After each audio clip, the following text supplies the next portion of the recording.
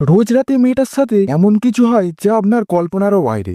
Doctor, বয়স্ক লোক, police সবাইকার দিকে অদ্ভুত নজরে তাকতে থাকতো সে। একজন বাবা তার মেয়েকে কথার জালে ভুলিয়ে রাখে। ঠিক তখনই মেয়েটির মা পেছন থেকে এসে তার গায়ে কেরোসিন তেল ঢেলে দেয়। তখন মেয়েটি ভয় পেয়ে যায়, কিন্তু ঠিক সেই সময় তার বাবা দেশলাই দিয়ে আগুন লাগিয়ে দেয়। কিন্তু কেন? নমস্কার বন্ধুরা, আপনাদের স্বাগত জানাই আমার এই ছোট্ট ইউটিউব চ্যানেলে। আপনারা নিশ্চয়ই এই মুভির দৃশ্য ইনস্টাগ্রাম বা ইউটিউব বা ফেসবুক কোথাও না কোথাও দেখেইছেন। তখন আপনাদের মনেও প্রশ্ন উঠেছিল, কেন মেয়েটিকে আগুনে পুড়িয়ে মারা হলো? আজ আমি পুরো মুভিটি ব্যাখ্যা করতে চলেছি। চলুন তাহলে শুরু করা যাক।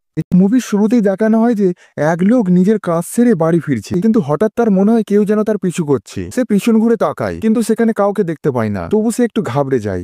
যখন সে আবার হাঁটতে শুরু করে, তখন আবার তার মনে হয় কেউ তার পিছনে আছে। আবার সে পেছন দিকে তাকায়, কিন্তু এবারও কেউ থাকে না। তবে এবার সে বেশ ভয় পায় এবং দৌড়ে অন্ধকার গলিপথ দিয়ে নিজের বাড়ির দিকে ছুটতে থাকে। কিন্তু ঠিক তখনই সে দেখে গলির মধ্যে তার সামনে এক মহিলা দাঁড়িয়ে আছে। সেই মহিলা ধীরে ধীরে তার দিকে এগিয়ে আসে এবং হঠাৎ করে ছুরি মেরে তাকে হত্যা করে। এরপর আমাদের দেখানো হয় সেই শহরে একের পর এক মানুষকে অদ্ভুতভাবে রহস্যময়ভাবে খুন করা হচ্ছে। পুলিশ ও প্রশাসন সেই খুনিকে ধরার জন্য চেষ্টা করছে, কিন্তু এখনো পর্যন্ত তাদের হাতে কোনো প্রমাণ বা সূত্র আসেনি। লোকজনের ধারণা এই সমস্ত খুন কোনো একটা সাইকো কিলার করছে। পরের দৃশ্যে আমরা রাত্রিবেলা একটা বাড়ির ভেতরের দৃশ্য দেখতে পাই, যেখানে একটি মেয়ে হঠাৎ করে নিজের বিছানা থেকে উঠে পড়ে এবং আয়নার সামনে এসে দাঁড়িয়ে যায় আর তার বস্ত্র খুলে ফেলে।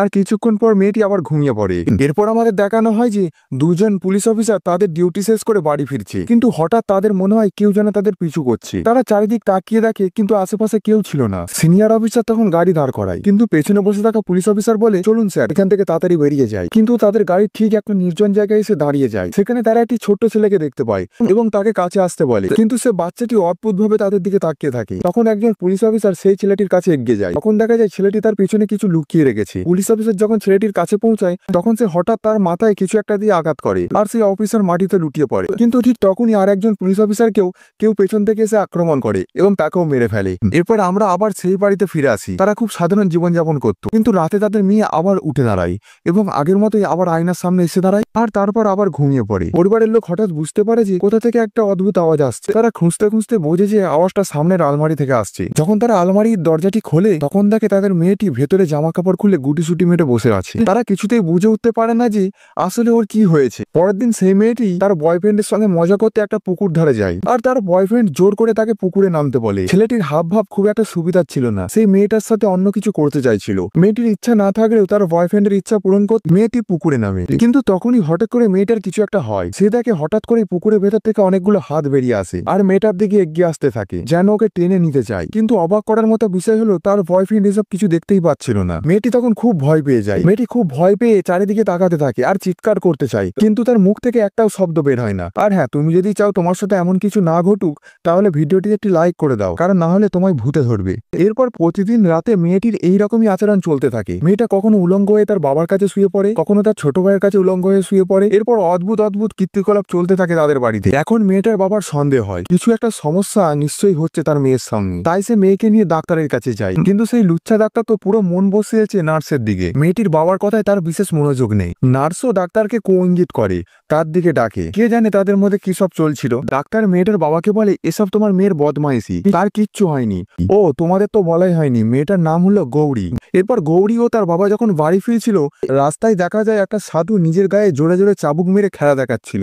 কিন্তু এটা দেখে গৌরীর পুরো পৃথিবী উল্টে যেতে শুরু করে, যেন সবকিছু ঘুরে যাচ্ছে। কিন্তু ঠিক তখনই তার বাবা তাকে এক ঝাঁকুনি দিয়ে জাগিয়ে তোলে আর আমরা বুঝতে পারি এসব মেয়েটির কল্পনা ছিল। এর পরের দিন মেয়েটি আবার সেই হসপিটালে যায়, যেখানে নার্স তাকে ইঞ্জেকশন দিতে যায়। সে নার্সের দিকে খুবই অদ্ভুত এবং কুদৃষ্টিতে তাকিয়ে থাকে। নার্সও এটা দেখে চমকে যায় আর সে মনে মনে বলে, এটা আবার কোন ধরনের ছক্কা এলো, যে মেয়ে হয়েও মেয়ের দিকে খারাপ নজরে তাকিয়ে আছে। তাই নার্স সেখান থেকে চলে যায়। এরপর সেই লুচ্চা ডাক্তার আবার হাজির হয়। এরপর গৌরী তার দিকে খুব কামুক দৃষ্টিতে তাকিয়ে থাকে আর খারাপ খারাপ ইশারা করে। কিন্তু যেই মুহূর্তে ডাক্তার ইঞ্জেকশন দিতে যায়, গৌরী তাকে বলে যে, কি ডাক্তার, আমি তোমার নার্স নাকি? আমায় যেখানে খুশি ঢুকাবে তো তলায় ঢুকাও। তখন লুচ্চা ডাক্তার সুযোগ বুঝে কোম মারতে চায়, কিন্তু গৌরী হঠাৎ করে জোরে চিৎকার করে আর তার বাবাকে ডাকে এবং বলে, এই ডাক্তার আমায় খারাপভাবে উত্তেজিত করার চেষ্টা করছিল, আমার গোপন জায়গায় হাত দিচ্ছিল। তার বাবা রেগে গিয়ে ডাক্তারকে মারধর করতে শুরু করে। এরপর তারা সেখান থেকে বাড়ি ফিরে আসে। কিন্তু এবার গৌরীর গৌরীর আচরণ একবারে বদলে যেতে থাকে। সে আচমকা তার মায়ের নাম ধরে ডাকতে শুরু করে। গৌরী বলে ওঠে, আমার জন্য কফি এনে দে। তার দাদি ও তার মা এটা শুনে একবারে অবাক হয়ে যায়। এই মেয়ে এমন ভাবে কথা বলছে যে কোনোদিন তাদের মুখের উপর কথা বলেনি। ঠিক তখনই মেয়েটির বাবা ঘরে ঢোকে, কিন্তু তার সামনেই গৌরী নিজের মাকে জঘন্য ভাষায় গালাগালি করতে শুরু করে। তারা কিছু বুঝতে পারে না যে এ কি সেই গৌরী যাকে তারা ছোট থেকে মানুষ করেছে, নাকি অন্য কেউ। তারপর গৌরীর বাবা আবার তাকে একটা ঝাঁকুনি দেয়। তারপর গৌরী জ্ঞান ফিরে আসে। গৌরী জ্ঞান ফিরে বলে, আমি কি করলাম বাবা? তোমরা সবাই এমন ভাবে আমার দিকে তাকিয়ে আছো কেন? আসলে গৌরীর সঙ্গে যা কিছু ঘটছে তার কিছুই জানে না গৌরী। সে কিছুই মনে রাখতে পারছে না। এরপর মেয়েটির বাবা তার এক বন্ধুর কাছে গিয়ে পুরো সমস্যার কথা জানায়। সেই লোকটি তার কথা শুনে তাকে একটা তান্ত্রিকের কাছে যেতে বলে। সে আরো কিছু বলার চেষ্টা করছিল, যেমন তোর মেয়ে রোজ রাতে আমাকে। ঠিক তখনই গৌরী সেখানে হাজির হয় এবং বলে, এই বুড়ো, আমি সব জানি। তুই রোজ রাতে আমাকে মনে করে নিজের হাতে খুব মারিস। মেয়েটার বাবা এসব কথা শুনে পুরো হতবাক হয়ে যায়। সে গৌরীকে থামাতে চায়, কিন্তু গৌরী তার কোনো কথাই শোনে না। উল্টে সে সেই বুড়োকে মারতে শুরু করে। এবার গৌরীর বাবার মাথা খারাপ হয়ে যায়। কি করছে মেয়েটি, কেন করছে? সবকিছু কেমন এলোমেলো হয়ে যাচ্ছে তার কাছে। তাই সে মেয়েকে নিয়ে এক তান্ত্রিকের কাছে যায়, কিন্তু সেখানে কি দেখা যায়, সেই তান্ত্রিক কোনো কথা না বলেই মেয়েটিকে চপ্পল দিয়ে মারতে শুরু করে আর বলে, তোর নাম কি, কে তুই? মেয়েটির বাবা বারবার তাকে থামাতে চায়, কিন্তু তান্ত্রিক থামতে চায় না। শেষে গৌরীর বাবা তান্ত্রিকের সঙ্গে ঝগড়া করে তাকে নিয়ে সেখান থেকে চলে যায়। এরপর সিন পরিবর্তন হয়, আর আমরা দেখি সেই বুড়ো যার সঙ্গে গৌরী আগে অদ্ভুত ব্যবহার করেছিল, এখন সে শহর ছেড়ে নিজের গ্রামের দিকে রওনা দিচ্ছে। তবে ঠিক তখন সেই বুড়ো অনুভব করে যে কেউ তাকে পেছন থেকে ডাকছে। সে পেছন ফিরে তাকায়, কিন্তু সেখানে কেউ নেই। কিন্তু সে আবারও স্পষ্ট শুনতে পায় যে গৌরী বলছে, কোথায় পালাচ্ছিস? আমাকে নিবি না? এই নে না একবার আমাকে। এবার সে আতঙ্কিত হয়ে সে দ্রুত নিজের সিট থেকে উঠে গিয়ে ড্রাইভারকে বাস থামাতে বলে, কিন্তু যখন সে আবার পেছন ফিরে দেখে, তখন তার চোখে পড়ে সব যাত্রী তার দিকে অদ্ভুতভাবে তাকিয়ে আছে। তারা একে একে তার দিকে এগিয়ে আসতে থাকে, যেন তাকে ঘিরে ফেলতে চায়। ঠিক তখন একটা ছোট্ট ছেলে সে তার গলা চেপে ধরে। পরবর্তী দৃশ্যে দেখা যায় গৌরীর দাদি এবং তার ভাই শহর ছেড়ে চলে যাচ্ছে। গৌরীর বাবা তাদের বলে, এখানে যখন সবকিছু ঠিক হয়ে যাবে তখন আমি তোমাদের আবার নিয়ে আসবো। এরপর আমরা দেখি গৌরীর বয়ফ্রেন্ড টিভিতে ভারত ও বাংলাদেশের ম্যাচ দেখছে। তো বন্ধুরা, তোমাদের ফেভারিট টিম কে সেটা আমাকে কমেন্ট করে অবশ্যই জানাবে, বাংলাদেশ, ভারত না পাকিস্তান। যাই হোক, এরপর ঠিক তখনই টিভিতে MS ধোনি 6 মারার সঙ্গে সঙ্গে হঠাৎ করে লাইভ চলে যায়। ছেলেটা কিছুই বুঝতে পারে না এবং সে কি সমস্যা হয়েছে সেটা খুঁজতে শুরু করে, কিন্তু তারপর হঠাৎ সে অনুভব করে যে কেউ তার পিছনে দাঁড়িয়ে আছে, তার নাম ধরে রাখ আর বলছে, তোর খুব শখ নদীর জলের মধ্যে আমার সাথে।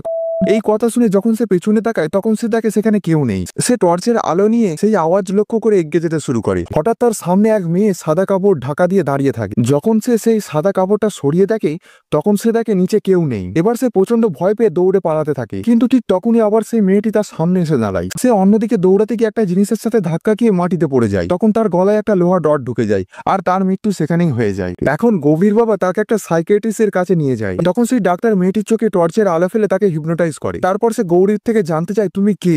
গৌরী উত্তর দেয়, আমি বাবু। তান্ত্রিক আবার প্রশ্ন করে, পুরো নাম কি? গৌরী বলে, তোর কি সম্পর্ক আছে আমার নামের সাথে? তোর কাছে যেটা আছে তা আমার কাছে নেই। একটা কাজ কর, তোরটা আমি নি আর আমারটা তুই নে। এরপর সিন পরিবর্তন হয় এবং আমরা দেখতে পাই একটা হসপিটালে, যেখানে গৌরী প্রথমবার গিয়েছিল সেখানে এখনো ওই দুই ডাক্তারের মধ্যে প্রেমের গল্প চলছে। ডাক্তার নার্সকে নিয়ে একটা রুমে ঢুকে যায় এবং সেখানে তার টেম্পারেচার চেক করতে শুরু করে।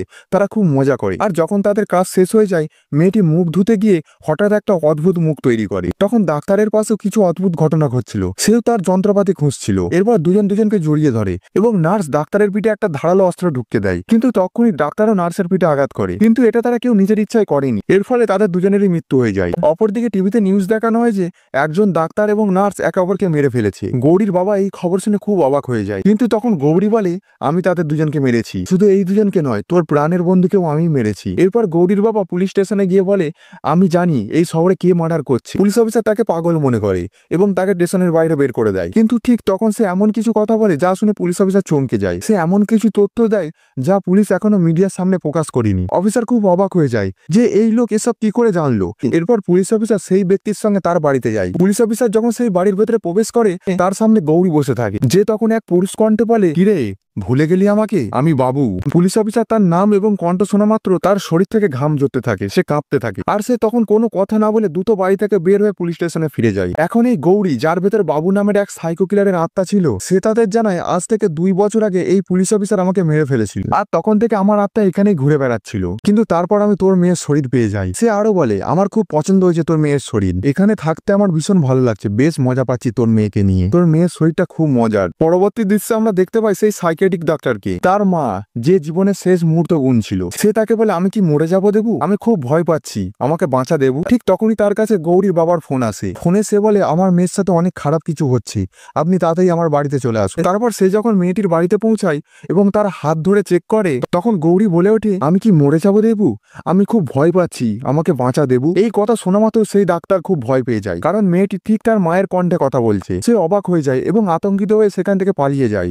পরবর্তী দৃশ্যে আমরা দেখি সেই পুলিশ অফিসারকে, যে এখন পুলিশ স্টেশনে পৌঁছে গেছে। স্টেশনে উচ্চপদস্থ অফিসারদের সাথে একটা মিটিং চলছিল, কিন্তু সে সমস্ত পুলিশ সদস্যদের বাইরে পাঠিয়ে দেয় এবং তার সাথে যা ঘটেছে সেই ব্যাপারে বড় অফিসারের কাছে কথা বলতে শুরু করে। সেই পুলিশ অফিসার তার বড় অফিসারকে জানায়, আপনার মনে আছে স্যার, 2 বছর আগে আমি বাবু নামের এক সাইকো কিলারের মার্ডার করেছিলাম। সেই সাইকো কিলারের আত্মা এখন একটা মেয়ের শরীরে ঢুকে গেছে এবং সেই শহরে নানা জায়গায় মার্ডার করে বেড়াচ্ছে। কিন্তু পুলিশ অফিসার তার কথায় বিশ্বাস করতে পারে না এবং মনে করে যে তার মানসিক অবস্থা ঠিক নয়। সে তাকে পরামর্শ দেয়, তুমি ডাক্তার দেখাও আর কিছুদিন ছুটি নিয়ে দূরে ঘুরে এসো। এরপর পুলিশ অফিসার হতাশ হয়ে সেখান থেকে বেরিয়ে যায় আর বাড়ি ফিরে আসে। সে যখন বাড়ি ফিরে আসে তখন তার স্ত্রী তার সাথে ঝগড়া শুরু করে। আসলে পুলিশ অফিসারের অন্য কোনো মহিলার সঙ্গে সম্পর্ক ছিল, কিন্তু সে তার স্ত্রীর কোনো কথার উত্তর না দিয়ে তার সঙ্গে ঘটে যাওয়া অদ্ভুত ঘটনার বিবরণ দিয়ে শুরু করে, যে তার সাথে কি কি ঘটেছে। পুলিশ অফিসারের স্ত্রী ভাবতে থাকে যে তার স্বামী বিষয়টা এড়ানোর চেষ্টা করছে আর সে খুব রেগে যায়। এরপর পুলিশ অফিসারও কি যেন হয়, সে খুব রেগে যায় এবং সে নিজের স্ত্রীর গলা চেপে তাকে মেরে ফেলে, কারণ এখন তার মধ্যে বাবু নামের সেই সাইকো কিলারের আত্মা ঢুকে গেছে। পুলিশ অফিসার ধীরে ধীরে পিছন দিকে সরে যায়, নিজের পিস্তল বার করে এবং নিজের মাথার দিকে তাক করে আর ট্রিগার চেপে দেয়। এর পরবর্তী দৃশ্যে আমরা দেখতে পাই যে সেই পুলিশ অফিসার সেই সাইকিয়াট্রিস্ট ডাক্তারের কাছে গেছে। সে বলে আমার এক জুনিয়র পুলিশ অফিসার আমাকে কিছু অদ্ভুত অদ্ভুত কথা বলেছে।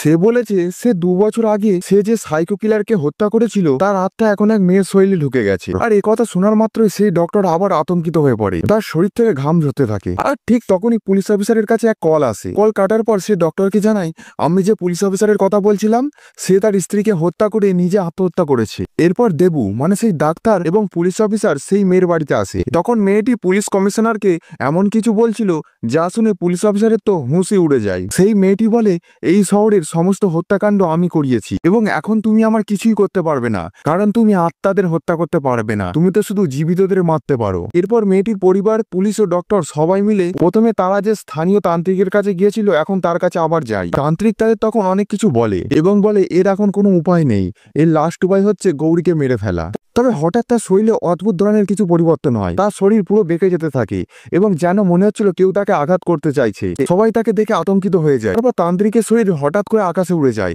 এবং মাটিতে পড়ে গিয়ে মারা যায়। এরপর সবাই আতঙ্কিত হয়ে গাড়িতে করে বাড়ি ফিরছিল। তখন ডাক্তার বলে এখন শুধু একটাই উপায় বাকি আছে এই অভিশাপ থেকে মুক্তি পাওয়ার জন্য। সে বলে তার জন্য তোমার মেয়েকে মানে গৌরীকে মরতে হবে। এটি শুনে মেয়েটির বাবা রেগে যায় এবং বলে এটা কি বলছো তুমি। মেয়েটির বাবা রেগে গিয়ে ডক্টরকে মারতে যায়। তবে অন্যরা তাকে বোঝানোর চেষ্টা করে এবং বলে আমরা জানি এটা তোমার মেয়ে, কিন্তু এই সাইকো কিলারের আত্মা তোমার মেয়েকে ব্যবহার করে একে একে সবাইকে মেরে ফেলবে, তাই আমাদের তোমার মেয়েকে মারতেই হবে, অন্যথায় না জানি কত নিরপরাধ মানুষ আত্মার হাতে মারা যাবে। তাদের কথা শুনে মেয়েটির বাবা তার নিজের হৃদয় কঠোর করে এবং শেষ পর্যন্ত সিদ্ধান্ত নেয় যে তাকে নিজের মেয়েকে মারতে হবে। তারা যখন বাড়ি ফিরে আসে মেয়েটির ভিতরে থাকা আত্মা বলে তোমরা ফিরে এসেছো, আমি জানি তোমরা তান্ত্রিকের কাছে গিয়েছিলে, কিন্তু আফসোস আমি তাকে মেরে ফেলেছি। মেয়েটার মা তখন ঘরের ভিতর চলে গিয়েছিল। এদিকে মেয়েটি তার বাবার সাথে কিছু কথা বলছিল, আসলে তার শরীরে যে আত্মা ছিল সে কথা বলছিল। সে তার বাবাকে বলছিল তার মেয়ের শরীরে কোথায় কি দাগ আছে, এইসব বাজে বাজে কথা বলছিল। ওদিকে তার মা একটা ফাঁকা বালতিতে কেরোসিন ভরতে শুরু করে। কেরোসিন ভরা হয়ে গেলে তার মা এসে দরজার পাশে দাঁড়িয়ে থাকে। সুযোগ বুঝে তার মা বালতিটা নিয়ে আসে এবং মেয়ের উপর কেরোসিন ঢেলে দেয় আর সঙ্গে সঙ্গে মেয়েটির বাবা দেশলাই জ্বালিয়ে তার উপর ছুঁড়ে দেয় এবং তখনই মেয়েটার শরীরে আগুন জ্বলতে শুরু করে। আর তারা দ্রুত বাইরে বেরিয়ে চলে আসে এবং দরজা বন্ধ করে দেয়। ভিতরে তখন মেয়েটি চেঁচাচ্ছে, কিন্তু হঠাৎ সে চিৎকার করতে শুরু করে বাবা বাবা আমাকে বাঁচাও। মেয়েটির বাবা তখন ভাবতে শুরু করে যে সে তার মেয়েকে পুড়িয়ে ফেলেছে, তাই সে আবার ভিতর দিকে দৌড়াতে চায়, কিন্তু ডক্টর তাকে থামিয়ে দেয় এবং বলে তুমি কি ভুলে গেছো সে আত্মা যে কোনো মানুষের গলায় কথা বলতে পারে এবং এটা শুধু তোমাকে মিথ্যে ফাঁসানোর জন্য করছে। আর এই কথার পর সিনেমাটি শেষ হয়ে যায়। তো বন্ধুরা তোমাদের এই সিনেমাটি কেমন লাগলো তা কমেন্ট করে আমাকে অবশ্যই জানাবে এবং ভিডিওটা যদি এখনো লাইক করে না থাকো তবে একটা লাইক করে দাও এবং চ্যানেলটি সাবস্ক্রাইব করে দাও। ধন্যবাদ।